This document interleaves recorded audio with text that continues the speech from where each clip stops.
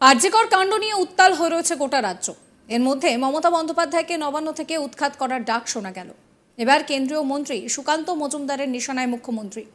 RG Kar medical college ও হাসপাতালে চিকিৎসক খুনের মামলার বিরুদ্ধে কলকাতার শ্যামবাজারে বিক্ষোভ প্রদর্শন করেছেন কেন্দ্রীয় মন্ত্রী সুকান্ত মজুমদার এবং অন্যান্য বিজেপি কর্মীরা।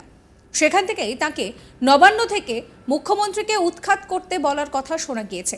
সুকান্ত মজুমদার বলছেন, ছাত্রদের এই আন্দোলনে সরকার ভীত, তারা জনগণের কণ্ঠস্বরকে দমন করতে চায়, কিন্তু পশ্চিমবঙ্গের ছাত্র সমাজ জেগে উঠেছে। মুখ্যমন্ত্রী মমতা বন্দ্যোপাধ্যায়কে তার ক্ষমতা থেকে উৎখাত করে রাজ্যের মানুষ একে গঙ্গা নদীতে বিসর্জন দেবে। আজ এখানে আমাদের প্রতিবাদের শেষ দিন, কিন্তু আমাদের আন্দোলনের শেষ দিন নয়, আগামীতেও প্রতিবাদ হবে। আমি আজ বিকেল 4টের দিকে এখানে ভাষণ দেব এবং পরবর্তী কর্মসূচির তালিকা ঘোষণা করব। বিজেপি ক্রমাগত রাস্তায় থাকবে। কি বলছেন সুকান্ত মজুমদার, শুনুন।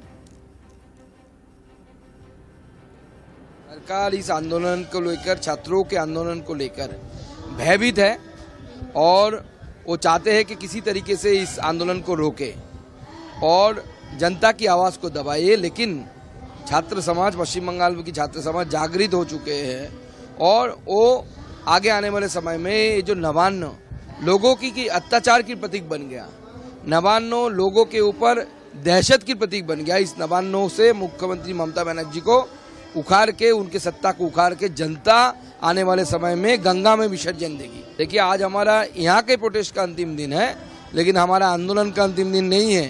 आगे और भी आंदोलन होगा और नीचे आंदोलन होगा। मैं आज 4 बजे, लगभग 4 बजे के आसपास मैं यहाँ पे संबोधित करूँगा और उसमें आगे की कार्यसूची, कार्यक्रम को अनाउंस करूँगा। बीजेपी रास्ते में रहेगी, लगातार रहेगी, जब तक इसका विहित ना हो जाए, न्याय ना मिले, तब तक बीजेपी रास्ते में रहेगी।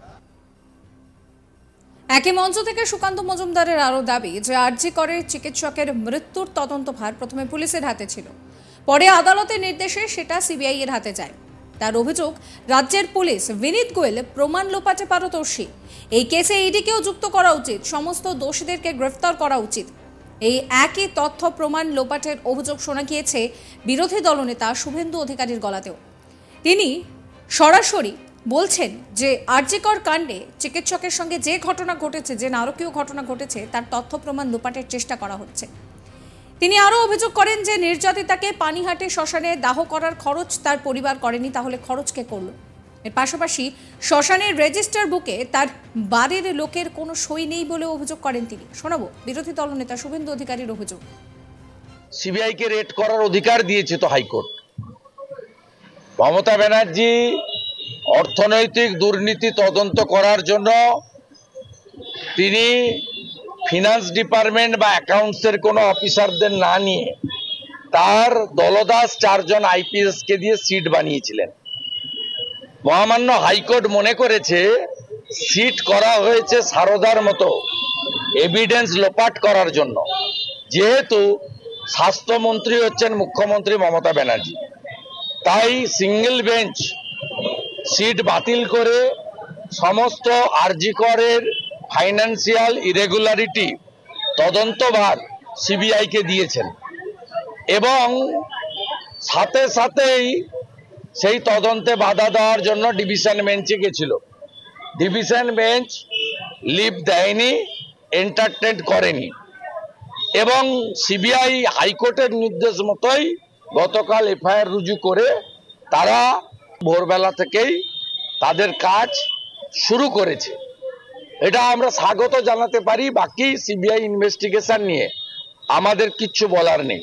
সিবিআই এর একটা নিজস্ব হ্যান্ডবুক আছে, কি প্রসিডিওরে তারা ইনভেস্টিগেট করবে এবং কাকে ডাকবে, কাকে ধরবে।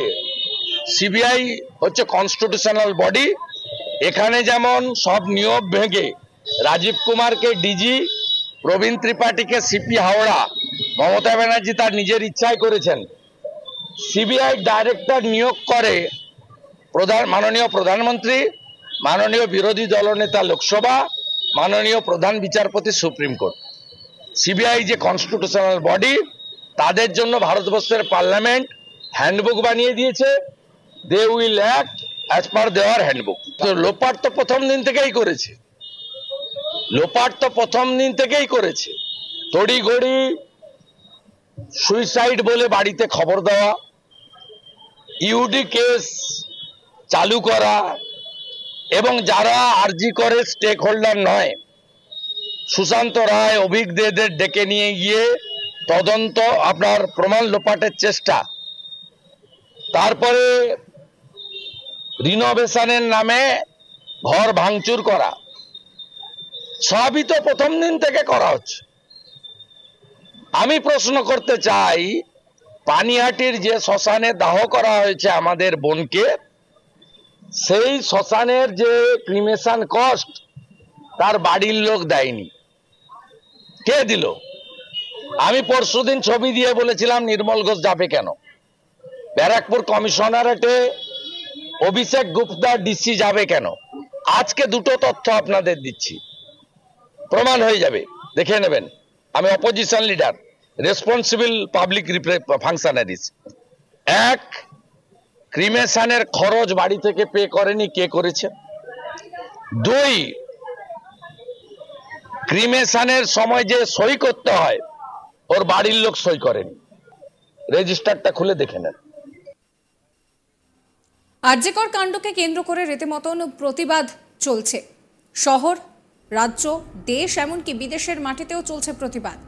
এই মুহূর্তে দাঁড়িয়ে বিজেপির তরফ থেকে এই ঘটনায় কিন্তু রাজ্যের শাসক দল তৃণমূল কংগ্রেস এবং মুখ্যমন্ত্রী তথা পুলিশ মন্ত্রী মমতা বন্দ্যোপাধ্যায়কে কটাক্ষ করা হচ্ছে। কটাক্ষ করে সুকান্ত মজুমদার, শুভেন্দু অধিকারী ঠিক কি বলছেন শুনুন আরো একবার।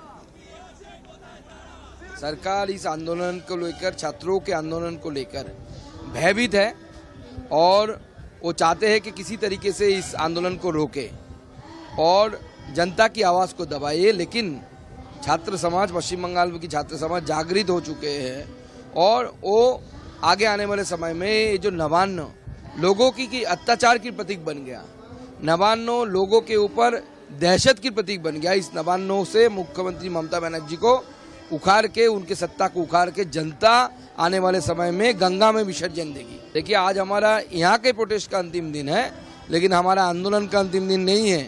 आगे और भी आंदोलन होगा और नीचे आंदोलन होगा। मैं आज 4 बजे लगभग সিবিআই কে রেড করার অধিকার দিয়েছে তো হাইকোর্ট। মমতা ব্যানার্জি অর্থনৈতিক দুর্নীতি তদন্ত করার জন্য তিনি ফিনান্স ডিপার্টমেন্ট বা অ্যাকাউন্টসের কোনো অফিসারদের না নিয়ে তার দলদাস 4 জন আইপিএস কে দিয়ে সিট বানিয়েছিলেন। মহামান্য হাইকোর্ট মনে করেছে সিট করা হয়েছে সারদার মতো এভিডেন্স লোপাট করার জন্য। যেহেতু সাবস্ক্রাইব করবেন আজ তাক বাংলার ইউটিউব চ্যানেলকে, ফলো করবেন হোয়াটসঅ্যাপ চ্যানেলও।